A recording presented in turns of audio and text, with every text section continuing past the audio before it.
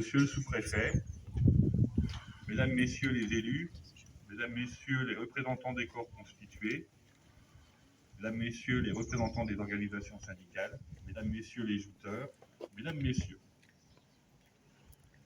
Si nous commémorons ici aujourd'hui la Révolution française du 14 juillet 1789, c'est parce qu'elle marque la fin de l'absolutisme et le début d'un changement de paradigme politique à l'échelle de notre nation avec l'avènement de la République. La République, contrairement à la monarchie, est un mode d'organisation d'un pays dans lequel le pouvoir est exercé par des représentants de la population, en général élus, et où le chef de l'État n'est pas héréditaire, n'est pas de droit divin, et n'est pas le seul à détenir le pouvoir.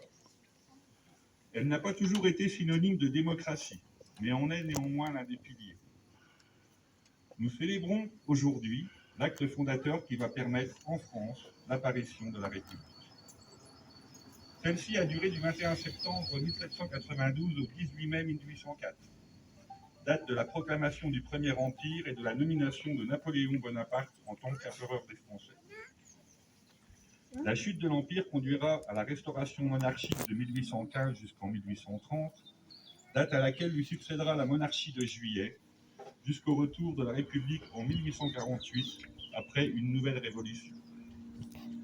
Cette révolution découle à la fois de la crise économique de 1847, maladie de la pomme de terre, mauvaise récolte de céréales, hausse du prix du pain, auquel s'ajoute une crise de type nouveau, celle de la métallurgie, conjuguée à de fortes aspirations républicaines. La monarchie de Juillet est alors à bout de souffle et n'apporte aucune solution à la crise.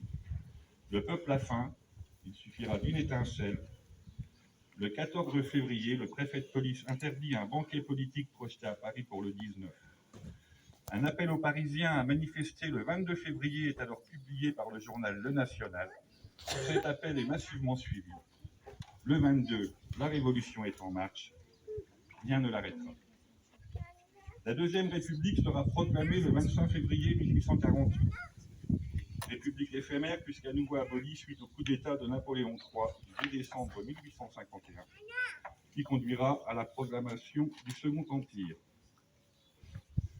C'est ce coup d'État et ses conséquences locales, la révolte à l'annonce de celui-ci de nos populations attachées aux idéaux républicains, comme la terrible répression qui en a découlé, qui nous réunit devant ce monument ici et aujourd'hui.